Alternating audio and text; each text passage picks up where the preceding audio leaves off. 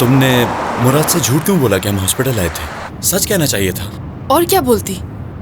उस वक्त मुझे यही समझ में आया, बाबा ने उन्हें नहीं बताया शायद। मैं नहीं चाहती कि उन्हें हमसे पता चले। देखो तो जरा, हमसे पूछ रहा था कि हम उस कैफे में क्यों आए। वो होता कौन है हमसे आखिर ये पूछने वाला? ये तो होना ही था क्योंकि हम वहां गए थे, बाकी हर जगह छोड़ के। कादिर, किसी भी तरह मॉम को कुछ नहीं पता चलना चाहिए, समझे? उनको पहले ही काफी परेशानियां हैं।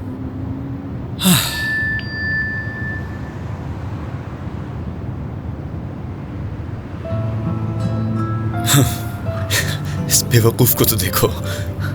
क्या है, दिखाओ। इबाद ने भेजा है ये। सच में मुझे ये लड़का इसी वजह से बहुत पसंद है। इसने फौरन महसूस कर लिया कि इस वक्त बहुत परेशान हूं मैं।